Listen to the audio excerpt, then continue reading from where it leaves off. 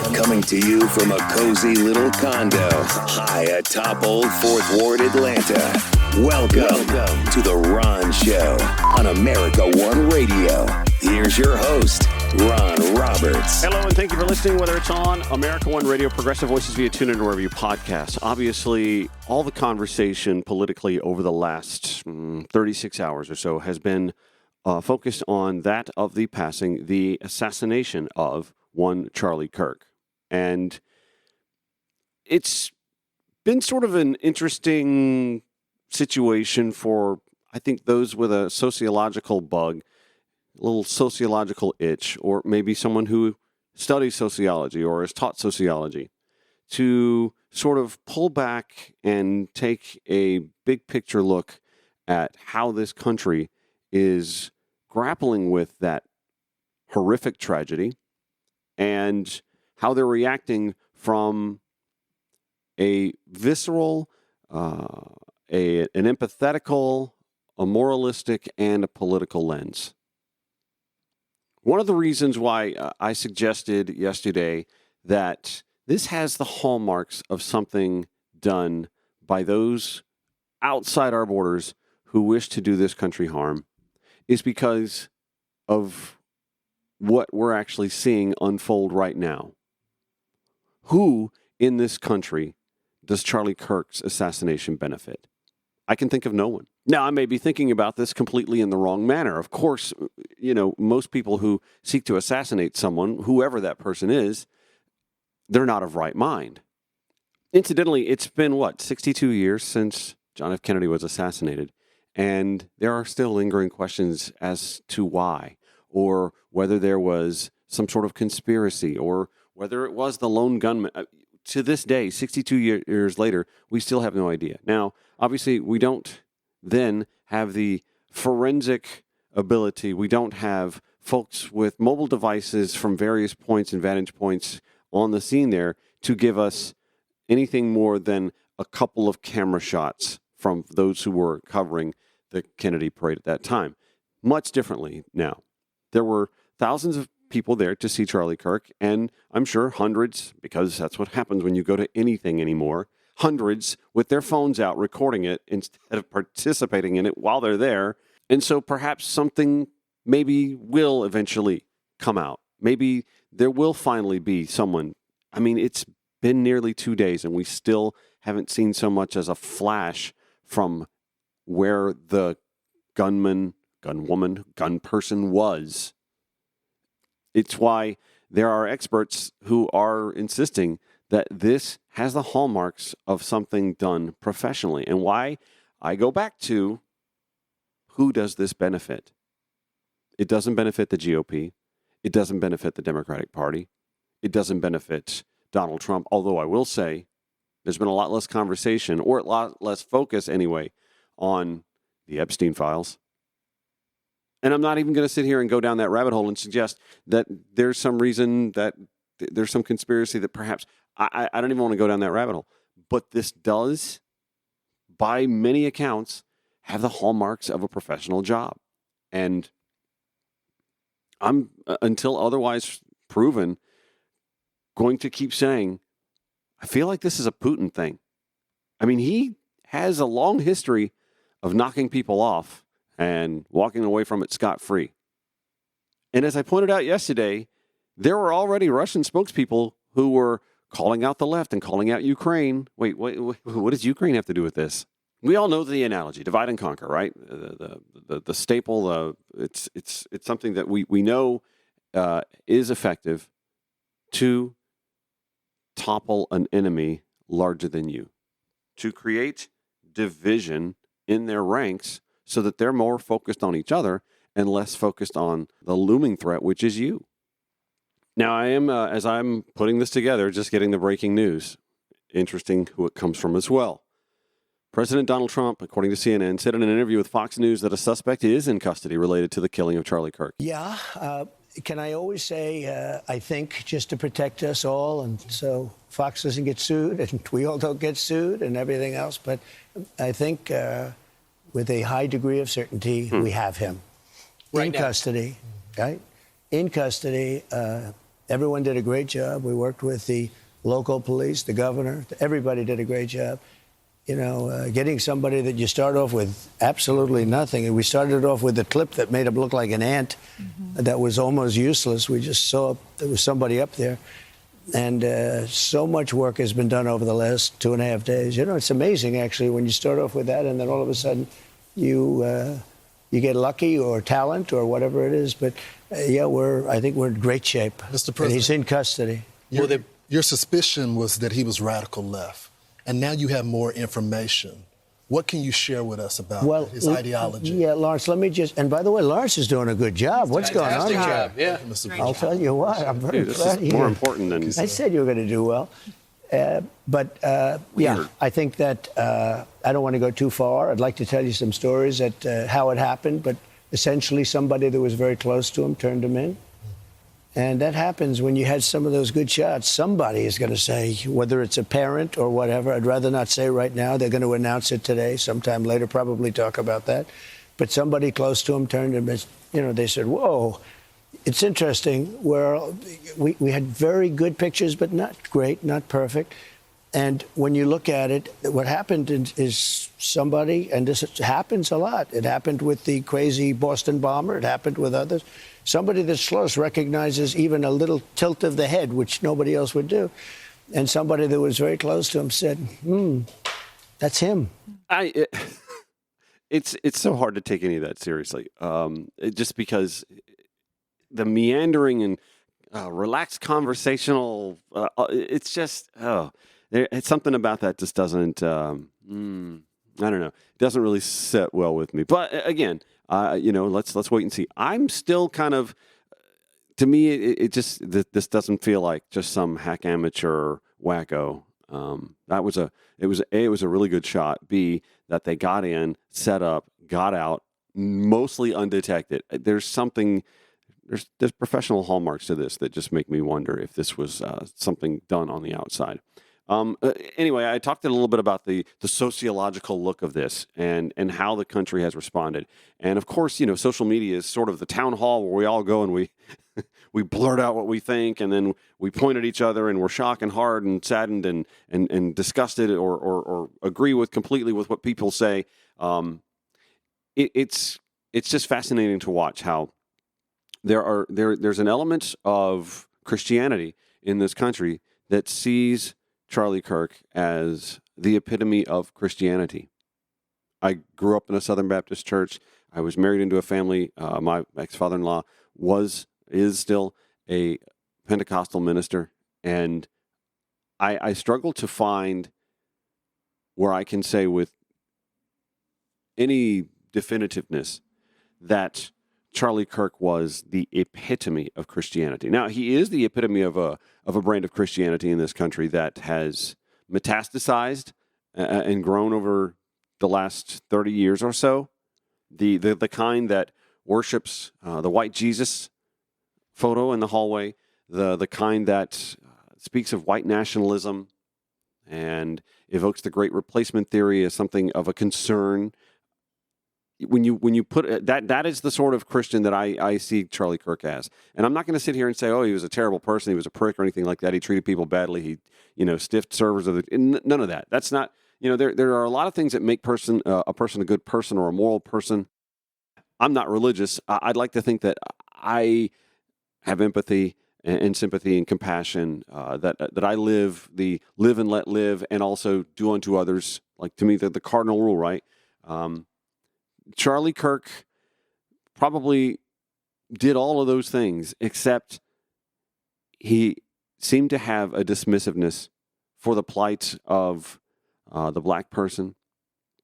He seemed to, and vocally said so, dismiss the bona fides of anyone in a position, a career position, if they were black. Literally telling the world on his podcast, he worried for his safety if he were to get on a plane and saw that the pilot was black, because he was concerned that they somehow got passed up. The President of the United States is a man who is an example of being passed up. There's no way he on his own, with that acumen, with that mentality, with that intellect, graduated from the Wharton School on his own. I mean, there's just no way to it. I know that's opinion, but it's also true. You know, if Charlie Kirk were the epitome of Christian, then this story by Marco Margaritoff in the HuffPost back in 2023 doesn't speak well of what Christianity is. When Charlie Kirk marked the end of affirmative action by ranting against various black women in power, when he said 3 weeks ago, if we would have said that Joy Reid and Michelle Obama and Sheila Jackson Lee and Ketanji Brown Jackson were affirmative action picks, we would have been called the racist. But now they're coming out and they're saying it for us. They're coming out and they're saying, I'm only here because of affirmative action. Yeah, we know you do not have the brain processing power to otherwise be taken seriously, Charlie Kirk then said, adding, you had to go steal a white person's slot to be taken somewhat seriously. That, to me, is not the epitome of Christianity. There, I said it. And again, I'm not currently a Christian. I'm not a card-carrying member. I did grow up in the Southern Baptist Church, however, surrounded by good and wonderful people who helped mold my moral compass. I was married into a Pentecostal family. Again, my ex-father-in-law, a Pentecostal minister, a good man, someone who I actually still revere. And I know if I were to just reveal a generic person by saying, okay, this person said this person did that, this person said this person did that. What do you think of that person? And I know that my ex-father-in-law, for example, would say, not the kind of Christian I want to walk with. But that's where we are as a country. We have a strain of this Christianity that has been interwoven into white nationalism and politics at the same time. And we have this disparity of even agreeing on what a good Christian is, let alone a good human being. And again, I said this yesterday. I'm sure Charlie Kirk was a wonderful husband, friend to those he befriended, father to his 2 children. My heart hurts for them. It really does. It's just awful. 31 years old to be taken out in the prime of one's life like that. But I don't think Charlie Kirk showed that side of Charlie Kirk to the rest of the world that he didn't see eye to eye with. And again, there are many people who, because he would tour college campuses and opened up his tour to debate, there are many who did get to interact with him, who don't agree with him, who are in mourning. I think of the 21-year-old YouTuber, Dean Withers, literally brought to tears when word, he was live streaming on Wednesday and word got to him that Charlie had been shot and killed. And he broke down and cried. Not so much because he and Charlie became friends. That never was the case. They vehemently disagreed. And Charlie was like routinely a target of Dean Withers' takedowns. But Dean mourned because of the same reason that I mourn. I mourn because I worry what this says about us as a country. Of course, political violence has no place in our discourse, but it has shaped this country's history before, from Lincoln to Kennedy, Martin Luther King Jr. I hesitate to put Charlie Kirk in the same, but there are those who find what he said, how he believed, and how he interacted with voters to be as important. And so we have to consider that. We may not want to put Charlie Kirk on the same pedestal, but there are those that do, and that's the reality we live in. Back after this. Thank you so much for listening. It's The Ron Show on America One Radio, Progressive Voices via TuneIn or wherever you podcast.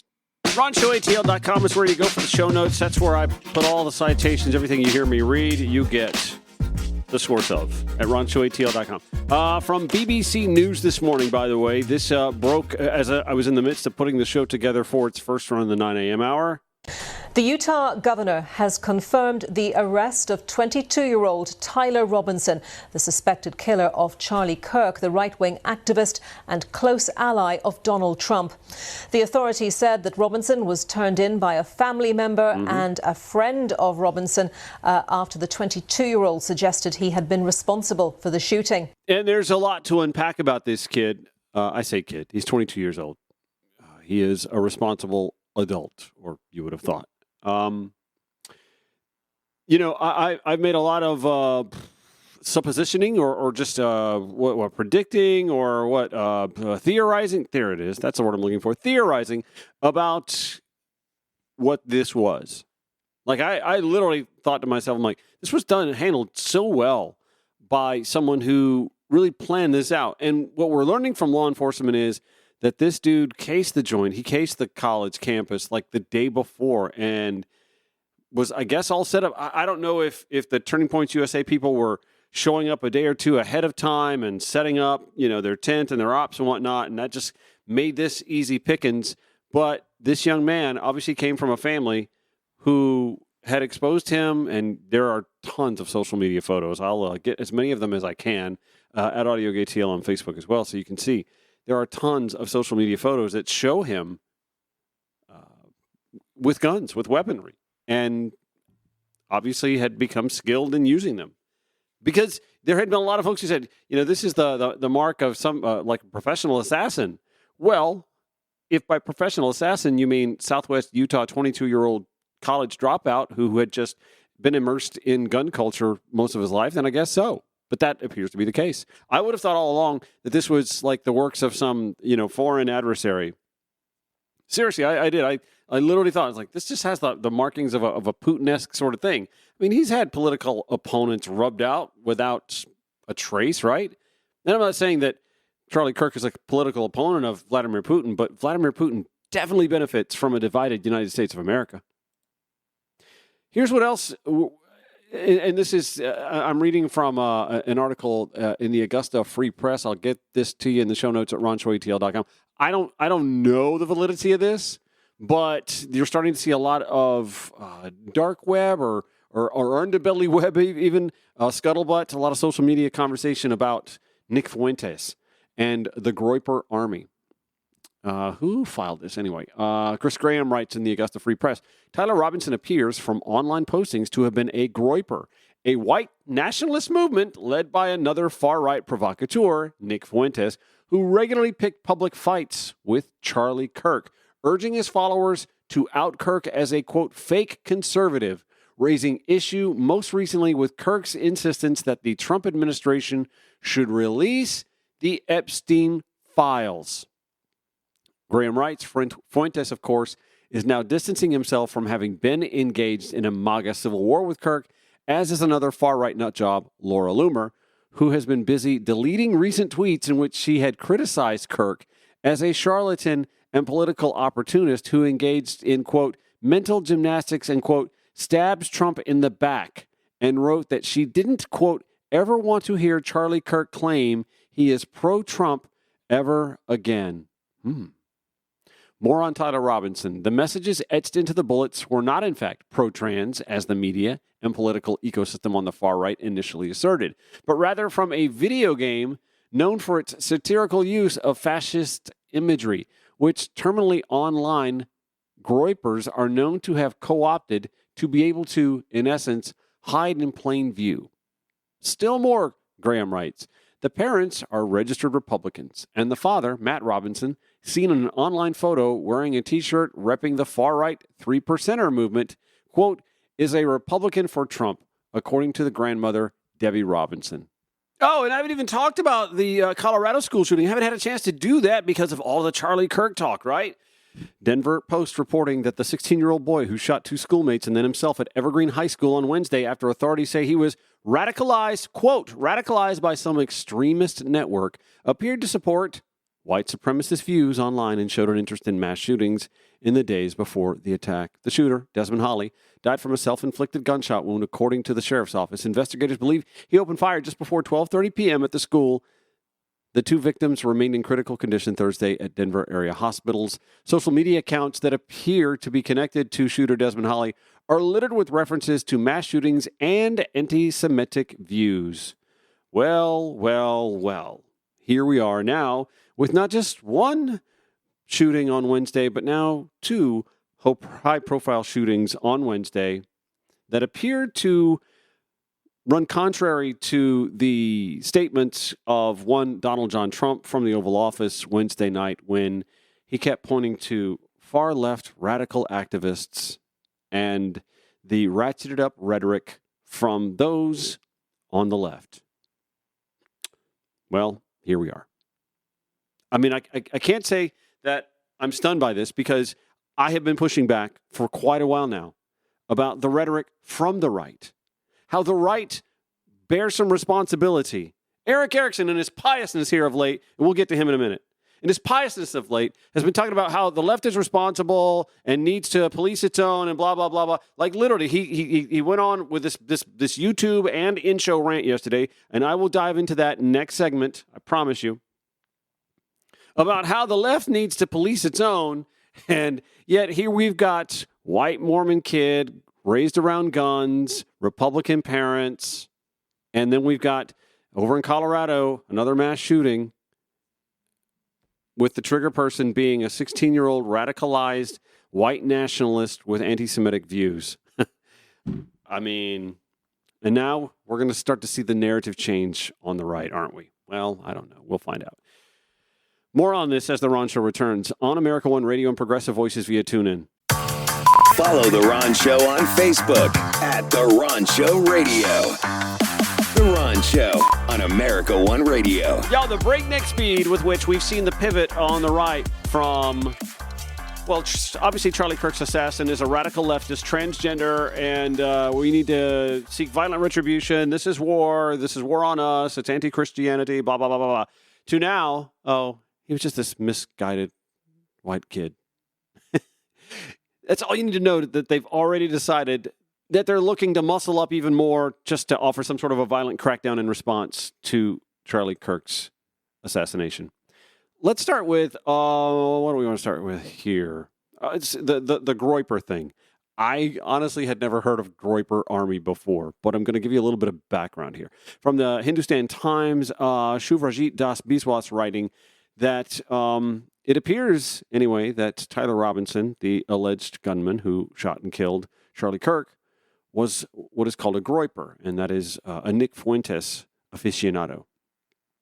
He's being linked to that alt-right movement, and again, from Shivrajit Das Biswas writing, Tyler Robinson, arrested Friday in connection with the fatal shooting of Charlie Kirk. Utah native emerged as a suspect after the Turning Points USA founders killing at the Utah Valley University event. Robinson had become more political in recent years, according to family members, and he had recently allegedly criticized Kirk in a conversation. Robinson, who was arrested for aggravated murder and other charges, has no criminal history, as per state records, Reuters accessed. However, Internet Buzz Online is claiming that Robinson is a groyper. To be sure, these claims are from unverified social media accounts, and there's no official statement from authorities about Robinson's political leanings or his motives. The question is, what is a groyper? That was what sent me to the Googles to find out. Before getting into why Robinson is being called a groyper online, here's what the term denotes. A groyper is a member of a group of alt-right white nationalist and Christian nationalist activists who are led by Holocaust denier Nick Fuentes. The group derives its name from a cartoon amphibian, which is a variant of the internet meme Pepe the Frog. Groypers were part of the January 6th Capitol Hill attack and the protests leading up to it. Here's why Robinson's being linked to groypers. The buzz about Robinson being a groyper springs from a photograph of his, where the suspect is seen in a black Adidas tracksuit crouching. Several handles on the Twitter X platform have juxtaposed this image next to one of Pepe the Frog in the Adidas tracksuit and called Robinson a groyper. Grok has explained the link between the two as follows. Grok, that is, what's his name? Elon Musk's little concoction. The black Adidas hoodie crouching meme refers to variants of Pepe the Frog, often called groyper in some online communities, depicted squatting in a black Adidas tracksuit, sometimes with a cigarette or beer, embodying a Slav squat or gopnik stereotype from Eastern European youth culture. It originated on sites like 4chan and is used in alt-right or ironic memes. The photo in the thread echoes this pose. Another X-user shared the very same photo and added, Tyler Robinson was probably a fan of Nick Fuentes and a member of the so-called groyper army, which had been waging the groyper wars against mainstream Republicans, including specifically Charlie Kirk and Turning Point USA. Yet another claimed on X, Tyler Robinson dressed up as a Slavic groyper meme for Halloween. This is conclusive enough proof for me that he was a right-wing 4chan incel. The Hindustan Times continues, despite the online chatter, there is no conclusive proof of Robinson's link to the alt-right group. Authorities have said Robinson had engraved what appeared to be anti-fascist messages on bullet casings they found with the suspected murder weapon. As per voter records, Robinson was a registered voter but not affiliated to any political party and was listed as an inactive voter. What does that mean? Comes off the voter rolls, right? Meaning he didn't cast a ballot in last year's presidential election when Donald Trump beat Kamala Harris. Let me repeat to you what I read from the Augusta Free Press, however. What was his name? Was it Chris Graham reporting on this? The messages etched into the bullets were not, in fact, pro-trans, as the media and political ecosystem on the far right initially asserted, but rather from a video game known for its satirical use of fascist imagery, which terminally online groypers are known to have co-opted to be able to, in essence, hide in plain view. Now, with this knowledge, with this information, I present to you the piousness of one Eric Erickson, who penned an op-ed in the Atlanta Journal-Constitution, by the way, that reads far differently than his online YouTube and radio show Screed. It is in that op-ed that Eric Erickson for the Atlanta Journal-Constitution begins with some history, although I find notable the history that he chose versus the history that he didn't. 90 years ago, he writes, an assassin gunned down Louisiana Governor Huey P. Long. He died 2 days later on September 10th, 1935. His son, Russell Long, declared, it is the ballot rather than the bullet which should determine America's destiny. Fast forward, 90 years later, nothing happened, I guess, between 1935 and 2025 by way of political assassinations, right? JFK, RFK, MLK. On September 10th, 2025, Eric Erickson fast forwards, an assassin killed Charlie Kirk, who was on a college campus debating. Someone chose to confront his words with a bullet. What the nation now chooses will determine our destiny. Again, Eric Erickson went from September 1935 to September 2025. He skipped 1968 when Martin Luther King Jr. was assassinated. Why would you skip that? I'd love to ask him. I want to give him the benefit of the doubt and say, maybe it's because he agrees that Charlie Kirk's assassination is not on par with the assassination of one Martin Luther King Jr. Although I happen to believe that everything he's trying to say here has some resonance with MLK's assassination. It is the ballot rather than the bullet which should determine America's destiny. That is something MLK would have argued, right? Anyway, Eric Erickson continues here. Kirk, at age 18, co-founded Turning Point USA. In his early 20s, he knew how to get attention and could be rather brash. That's a nice way of saying he said some that we don't agree with and don't want you to bring up now, please. As he got older, Erickson writes, as we all do, he matured. He got married and he had kids, and his message of raw political engagement morphed into telling young people they could get married, have kids, and go to church. I mean, he said other things than that, but okay. As someone who writes a lot and speaks 3 hours a day without a script, this is one of those times I struggle for words, said Erickson. It should be a common understanding in civic society that though you may dislike or even hate a political opponent, you do not gun them down. If Americans decide we cannot settle our difference without bullets, we no longer have these United States, said Eric Erickson. He writes, Charlie Kirk liked to engage in debate. He invited those with whom he disagreed to debate him. They often left as friends. In fact, it is noticeable that in the 12 hours after his assassination, many of the voices speaking out to praise him and condemn the attack are those with whom he had debated. What feels so different about this is not the, quote, nut-picking or finding the random internet troll celebrating Charlie's death. Instead, the number of people who feel comfortable under their own names as doctors, lawyers, teachers, and others going on to social media to celebrate and cheer this father of two being gunned down because they do not like his politics. Interesting. Now that we know, or at least seem to have some more knowledge about how the Groyper Army felt about Charlie Kirk, that they may not all have been on the left. But bear with me here, because Eric Erickson went on to lay out examples of people who he believes celebrated Charlie Kirk's assassination and how this somehow only, in his mind, frames the left. There was the emotional support teacher in Pennsylvania who declared she would extend absolutely no empathy for people like that. I mean, Charlie Kirk didn't believe in empathy. He famously said he believed that was a made-up left-wing concoction, even though the term was coined in 1903 for the first time. Whatever. There was the acclaimed novelist Erickson, who wrote Hope the Bullets Okay after touching Charlie Kirk. There was the Carnival Associates employee who declared Kirk faced the consequences of his own actions. I mean, he was in a very gun-friendly state. Whatever. The assistant dean of students at Middle Tennessee State University declared, hate begets hate, zero sympathy. Listen, say what you will about that statement. There are many who would say that Charlie Kirk's words were filled with hate, fueled with hate, that his movement fueled by hate. If you are transgender, if you are a black pilot, for example, or an African-American woman with whom Charlie Kirk made the statement about their ascension into a white person's role by merely being pushed up by affirmative action or DEI. He said, it's very obvious to us that you are not smart enough to be able to get in on your own, referring to black women. That from 2023. And so, yes, Middle Tennessee State University, was it a professor? I'm sorry, assistant dean of students. He said, hate begets hate, zero sympathy. Okay. Why bring that up? Why that doesn't sound like a celebration to me. It just sounds like an indifference. Eric continues, the Fairview Park City Council president in Ohio, who declared, a lot of good people died today. Charlie Kirk wasn't one of them. I mean, we could debate, was Charlie Kirk a good person? I think there are those that know him and were in his inner circle. I mean, anybody in somebody's inner circle goes, oh, he's a good person.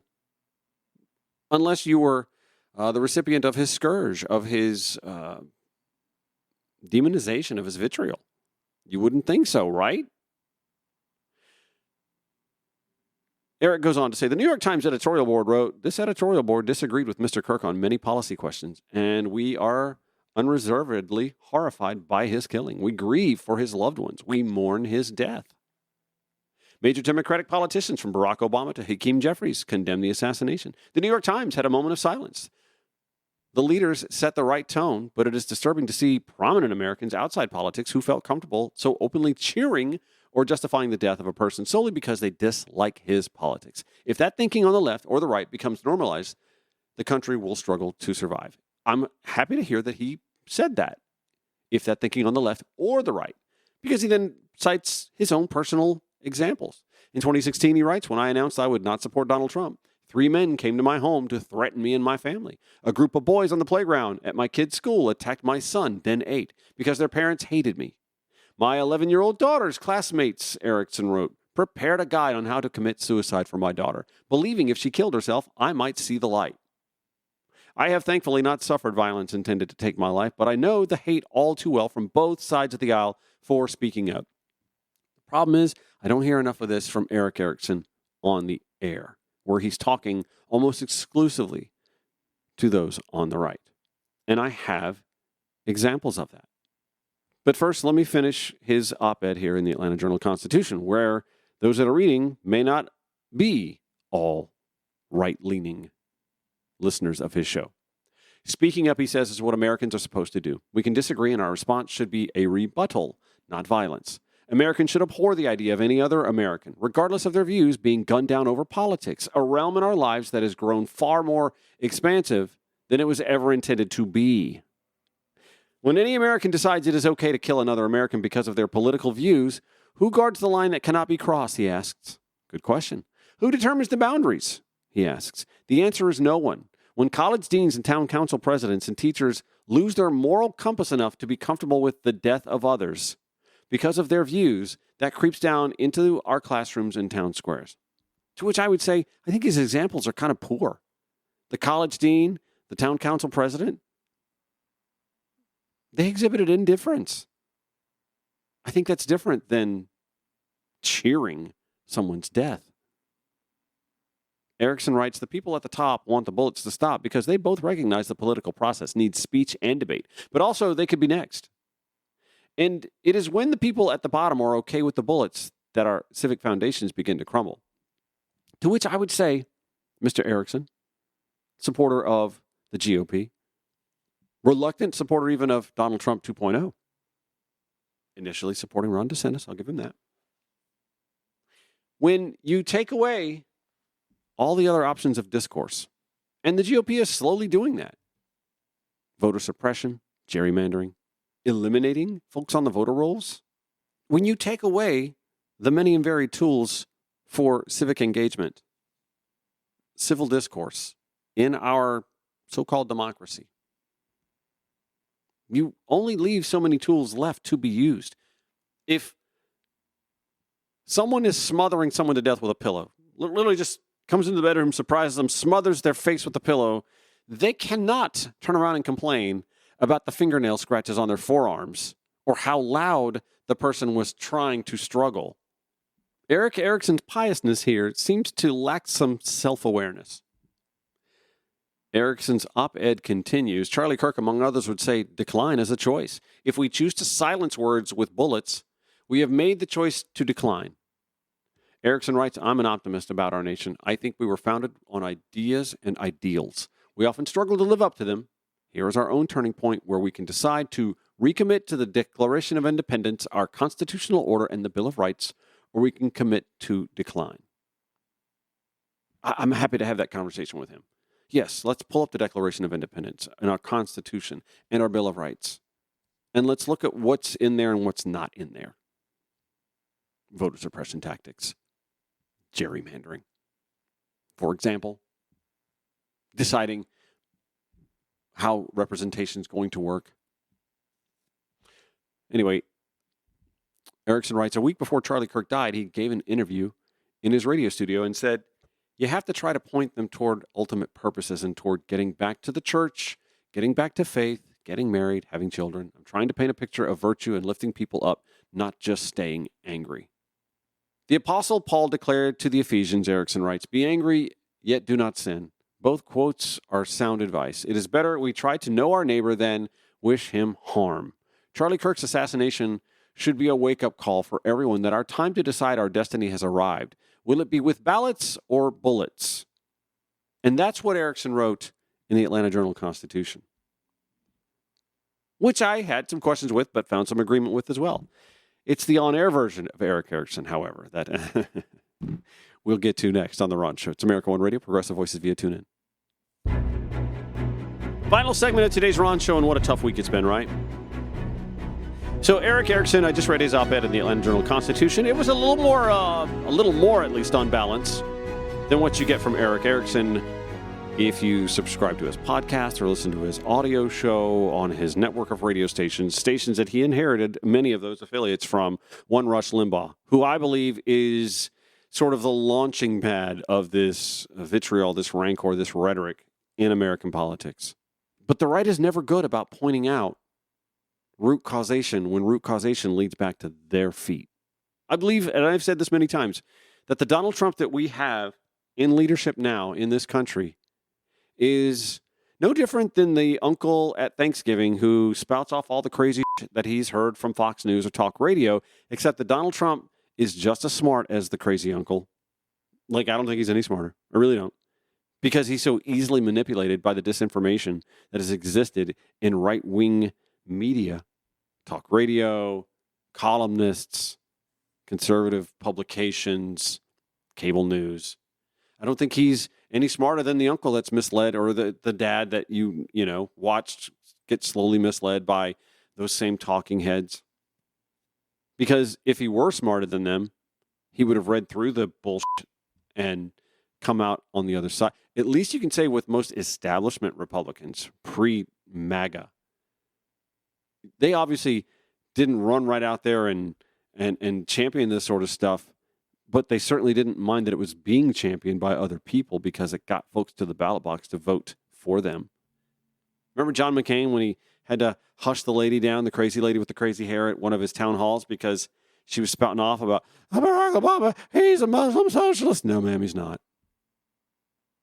But John McCain didn't mind that there was a disinformation machine that manipulated minds like that to think just like that. Anyway, Eric Erickson on air had a very different tone. Let me give you what he shared on YouTube, where it is decidedly more pointing piously at the left. And remember now, we're coming to terms with the fact that the alleged assassin, Tyler Robinson, was raised in gun fetishism, very well-versed in guns, raised by two Republican parents, and we're starting to hear a lot of chatter online about him being a groyper, a Nick Fuentes aficionado. Nick Fuentes ain't left of center either. Anyway, here is Eric Erickson finger wagging at the left before that came out. It is foundational to this country that no one deserves a bullet for their words. We live in a world where people on the left have decided that words have amazing power such that words can become violence. And they have slowly over time justified philosophically the idea that the violence of words can be met with physical violence. There are lots of lectures from the left about the right in politics. What's he doing? There are lots of lectures from the media about the right in politics. What's he doing? Not enough is spoken by the media or by Democrats on this perverse idea that words are violence and that those words as violence can be met with physical violence. Again, knowing what we know now. There's a progressive outlet called 404 Media. No, not 4chan. Oops. That wishes us to know it is, quote, undeniable that Kirk was not just a part of the extremely tense, very dangerous national dialogue. Mm-hmm. He was an accelerationist force whose work to dehumanize LGBTQ plus people and threaten the free speech of professors, teachers, and school board members around the country has directly put the livelihoods and physical safety of many people in danger. That's a fact. We do no one any favors by ignoring this, even in the immediate aftermath of an assassination like this. They do also say this does not mean Kirk deserved to die, but they insist that Charlie Kirk was doing politics the wrong way. And they're responding to a piece by Ezra Klein, the progressive writer in the New York Times. He insisted Charlie Kirk was doing politics the right way. Why do they say it was the wrong way? They say it was the wrong way because Charlie Kirk did not embrace the LGBTQ plus agenda. Charlie Kirk did not believe that transgenderism was anything other than mental health. Calling them mentally ill, that's an insult. And Charlie Kirk believed in noting the professors, teachers, and school board members around the country who thought it was comfortable putting pornography in elementary schools. Right. And therefore, according to them, how was that happening? He was dangerous to the national dialogue and an accelerationist force dehumanizing the LGBTQ plus people. Show of hands, who likes being dehumanized in public forums? Just wondering. Anyone? Anyone? Of course not. No. He was a political activist on the right with political ideas from the right. He was a Christian and he was a conservative and he had ideas mainstream to those groups. And yet the left has decided it has a place in society. Remember what we know now. Where it gets the privilege and power to police the other side. The audacity. That is our side. As he does that to the left.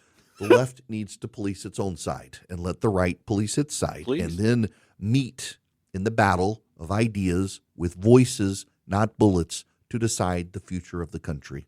You think he'd like to recut this after learning what we've learned? There are too many people who want to focus on the side opposite them. True, as you're doing. Who don't necessarily want to reflect on their own side. True, as you're doing. And it would behoove members of the left in and out of the press. As he's doing right now.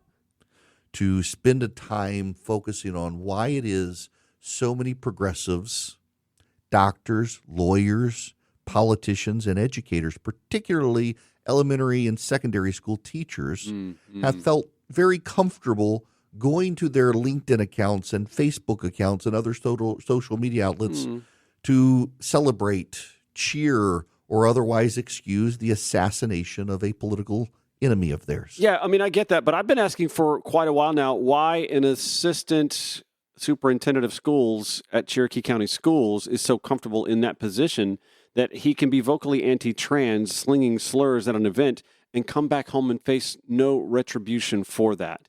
Remember, cancel culture is a MAGA scourge unless it's a MAGA tool.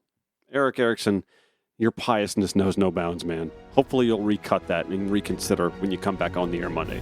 That'll do it for today's Ron Show. Show airs 9 a.m. 5 p.m. weekdays on America One Radio, 11 p.m. Progressive Voices via TuneIn. Weekends, Saturdays and Sundays at 10 on Progressive Voices as well. Show notes as always at RonShowATL.com. Have yourselves a great weekend. We'll see you Monday. Do take care of yourself.